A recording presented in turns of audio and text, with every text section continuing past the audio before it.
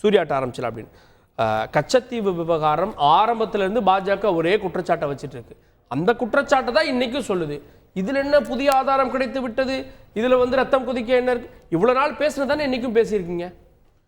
குற்றச்சாட்டு வைப்பதும் இல்லாமல் கச்சத்தீவு தாரவாக்கப்பட்ட போதே நீதிமன்றத்துக்கு, உயர் நீதிமன்றத்துக்கும் பிறகு உச்ச நீதிமன்றத்துக்கும் சென்றதும் அப்போது இருந்த ஜனசங்கம் தான். திமுக ஒன்றுமே பண்ணல. அதனால் இதை பற்றி பேசுவதற்கு தார்மீக உரிமை எங்களுக்கு அந்த காலகட்டத்திலிருந்தே இருக்கிறது. ஏனென்றால் இந்தியாவின் எந்த ஒரு பகுதியும், அது வந்து வங்காளத்தில் இருந்த பெர்பாரி ஆகட்டும், அந்தமானில் இருக்கக்கூடிய ஒரு பகுதியாகட்டும், எந்த பகுதியும் வெளிநாடுகளுக்கு கொடுப்பதற்கு பாரதிய ஜனதா கட்சியோ இல்லை அதற்கு முன்பு இருந்த ஜனசங்கமோ எந்த காலத்திலையும் ஒப்புக்கொண்டதே இல்லை அப்படின்றது வரலாறு. இப்போ விஷயத்துக்குள்ளே போயிடும். இப்போ கச்சத்தீவு பொறுத்த வரைக்கும் பொது வெளியில் நம்மளுக்கு இருக்கக்கூடிய தகவல் என்னென்னா, 1974ஆம் ஆண்டு ஜூன் மாதம் 26ஆம் தேதி இந்த ஒப்பந்தம் இலங்கையில் கையெழுத்திடப்படுது. 28ஆம் தேதி புதுதில்லியில் கையெழுத்திடப்படுது. இப்போ இவ்வளவு நாட்களாக நம்மளுக்கு வந்து திமுகவினரும் முன்னாள் முதல்வர் திரு கருணாநிதி அவர்களும் இன்றைய இருக்கக்கூடிய திரு ஸ்டாலின் அவர்களும் மூன்றாம் கட்ட பேச்சாளர்களிலிருந்து எல்லாருமே சொல்லக்கூடிய விஷயம் என்னன்னா, இல்லை இவர்கள் ஃபிக்ஸ் பண்ணி வைத்திருக்கக்கூடிய நரேட்டிவ் என்னவென்றால், கச்சத்தீவு திமுக அரசிடம் கலந்தாலோசிக்காமல் காங்கிரஸ் அரசால் அப்போது பிரதமராக இருந்த இந்திரா காந்தி அம்மையார் கொடுக்கப்பட்டு விட்டது. இன்னைக்கு வரைக்கும் அதே ஸ்டாண்டு தான் அவங்க மெயின்டைன் பண்ணுறாங்க. இன்னைக்கு வந்திருக்கக்கூடிய தகவல் வந்து அதிர்ச்சிகரமாக மட்டும் இல்லாமல் திமுகவினருடைய தமிழர் மீதும் தமிழகத்தின் மீதும் தமிழ் மக்களின் மீதும் மீனவர்கள் மீதும் இருக்கக்கூடிய பாசம், இல்லை அவர்களுக்கு சொல்லிக்கொள்ளக்கூடிய அக்கறை, இதெல்லாம் கேள்விக்குள்ளாகப்படுது. ஏனென்றால் சொந்த விஷயத்தில் சொந்த லாபத்திற்காக தமிழர்கள் நலனை காவு கொடுப்பார்கள் அப்படின்றது 2009 அந்த இது இலங்கை போறப்ப இவர்கள் எப்படி நடந்துக்கிட்டாங்கன்னு நம்மளுக்கு தெரியும். ஆதாரம் வேணும் இந்த விஷயத்துக்கு வர. இப்போ நம்மளுக்கு பொது வெளியில் வந்திருக்கக்கூடிய தகவல் என்னன்னா, ஜூன் 26, 28 ஒப்பந்தம் கையெழுத்திடப்படுகிறது. ஜூன் 19ஆம் தேதி இந்தியாவினுடைய வெளியுறவுத்துறை செயலாளர் இருந்த திரு கேவல் சிங் அப்படின்றவர் சென்னைக்கு வந்து திரு கருணாநிதி அவர்களுடனும் இங்கே இருக்கக்கூடிய திமுக அரசினுடைய மூத்த அமைச்சர்களுடன் 3 மணி நேரம் பேச்சுவார்த்தை நடத்தியிருக்கிறார். அந்த பேச்சுவார்த்தை நடத்தினதில் 9 பக்க மினிட்ஸ், அந்த மினிட்ஸ் ஆஃப் த மீட்டிங் இன்று ஆர்டிஐ மூலமாக எங்களுக்கு கொடுக்கப்பட்டிருக்கிறது. 1 மணி நேரம் மீட்டிங்ல அது குறித்து 9 பக்க மினிட்ஸ் வந்து இன்று எங்களுக்கு வழங்கப்பட்டிருக்கின்றது. அதில் என்ன ரெக்கார்ட் பண்ணப்பட்டிருக்குன்னா, இந்த மாதிரி கச்சத்தீவை கொடுக்க போகிறோம் அப்படின்ற தகவல் திரு கருணாநிதி அவர்களிடம் மத்திய அரசு, அப்போது இருந்த இந்திரா காந்தி அம்மையார் அரசின் சார்பாக தெரிவிக்கப்பட்டிருக்கின்றது. அப்போ இவர் என்ன சொல்றாருன்னா, இது வந்து ஒரு 2 வருடத்திற்கு தள்ளி போட முடியுமா அப்படின்ற ஒரு கேள்வியை வைக்கிறார். இரண்டாவது, இதை நாங்கள் பொது வெளியில் எதிர்த்து தான் ஆக வேண்டும், ஆதரவு சொல்ல முடியாது அப்படின்றதையும் சொல்றாரு. அந்த மினிட்ஸ்ல இருக்கின்றீங்க, அந்த மினிட்ஸ்ல இருக்கக்கூடிய விஷயங்கள் இது மினிட்ஸ்ல இல்லாமலே நாங்கள் இவ்வளவு ஆண்டு காலமாக இவங்க வந்து இவர்களுடைய சுயலாபத்திற்காக பண்ணிட்டு இருக்காங்க, அவங்க சம்மதம் இல்லாமல் மத்திய அரசால கொடுக்க முடியாதுன்றதை பல தளங்களில் நாங்கள் சொல்லிட்டே இருந்தோம். இன்னைக்கு ராமதாஸ் ஐயா ஒரே நிமிஷம் முடிச்சிடறேன். இன்னைக்கு ராமதாஸ் ஐயா பாமக நிறுவனர் ஒரு அறிக்கை விட்டிருக்காரு. அதுல என்ன சொல்றாருன்னா, அந்த காலகட்டத்தில் திமுகவின் மீதும் திரு கருணாநிதி அவர்கள் மீதும் பல்வேறு ஊழல் குற்றச்சாட்டுகள் இருந்தன. அந்த விசாரணை செய்வதற்காக அரசாங்கத்தை கலைக்கக்கூடிய சூழ்நிலை இருந்ததனால் அதற்கு பயந்து கொண்டு தமிழர் நலனை காவு கொடுத்து விட்டார் அப்படின்னு சொல்றாங்க.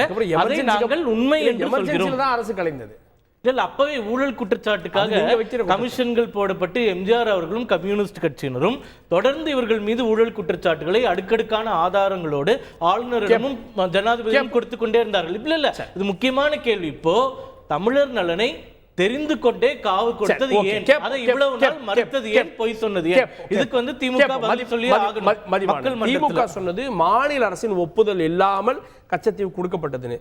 மாநில அரசிடம் ஒப்புதல் பெறப்பட்டது. 1 மணி நேரம் அன்றைய முதலமைச்சரிடம் வெளியுறவுத்துறை செயலாளர் கேவல் சிங் பேசினாரு. அதுக்கு வந்து குறிப்புகள்லாம் இருக்குன்னு அந்த குறிப்பை தான் வெளியிட்டிருக்காரு. அப்போ இது தெரிந்து செய்யப்பட்டது, ஒப்புதலோடு செய்யப்பட்டது, இது ஏன்னு கேட்குறேன். இல்லை, இப்போது இந்த கச்சத்தீவை வந்து இந்த நேரத்தில் பேச வேண்டிய அவசியம் என்னன்னு ஒரு விஷயம் இருக்குல்ல, யாராக இருந்தாலும் ஒன்று.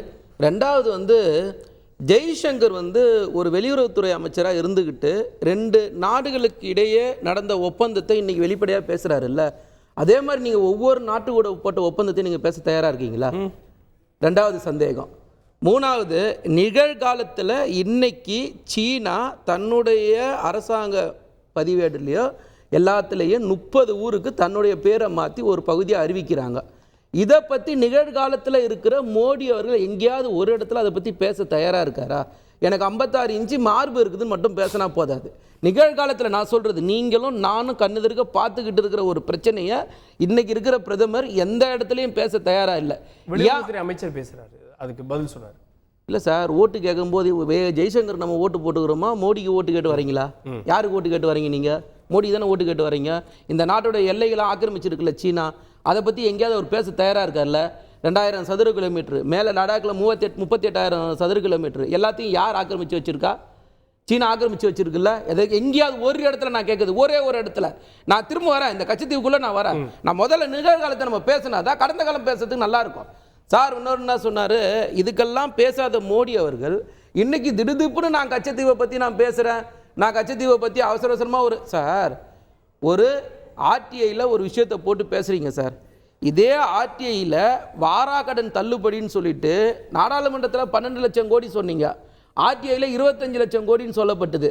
இப்போ அதை பற்றி எங்கேயாவது ஒரு இடத்துல இவங்க நிர்மலா சீதாராமனோ இல்லை அதை பற்றி பிரதமர் பேச தயாராக இருக்காங்களா? கேட்போம். இல்லை நான் இன்னும் கச்சத்தீவுக்குள்ளேயே வரல. ஏன்னா இப்போ கச்சத்தீவை பற்றி நான் பேசணும். சகோதரர் போகிற போக்கில் அன்னைக்கு இருந்த காலகட்டங்கள்ல அப்படின்னு பேசினார். சார் 1973 பேராசிரியர் எஸ் கிருஷ்ணசாமி தலைமையில் ஒரு குழு அமைச்சு இது யாருக்கு சொந்தன்றது அறிக்கை எடுத்துன்னு போய் தலைவர் கொடுத்துருக்காரு. இது யாரும் மாற்றிருக்க முடியாது. இந்த ஒப்பந்தம் இந்தியா ஸ்ரீலங்கா கடல்சார் ஒப்பந்தம்னு சொல்லி இந்த ஒப்பந்தம் முதல் ஒப்பந்தத்தை போடும்போது எல்லா உரிமைகளோடு தான் போடப்படுது. சரிங்களா? அந்த ஒப்பந்தத்தில் ஜூன் 28 இந்த ஒப்பந்தம் போடுறாங்க. ஜூன் 29 அனைத்து கட்சி கூட்டத்தை கூட்டி அதுக்கு கண்டித்து தீர்மானம் நிறைவேற்றினது தலைவர் கலைஞர். அன்னைக்கு வெளிநடப்பு செஞ்சவங்க யாருன்னா அதிமுக தான் வெளிநடப்பு செய்யுது. இது எல்லாத்துலேயுமே பதிவு செய்யப்பட்டிருக்கு. அதுக்கு அடுத்தது 21/8 சட்டசபையில் இது கண்டித்து தீர்மானம் நிறைவேற்றிருக்கோம். சரிங்களா? இதுக்கு அடுத்தது நாடாளுமன்றத்தில் திமுகவுடைய நாடாளுமன்ற உறுப்பினர் செழியன் இதை கண்டித்து பேசியிருக்காரு. இதுக்கு பதிவு இருக்கு.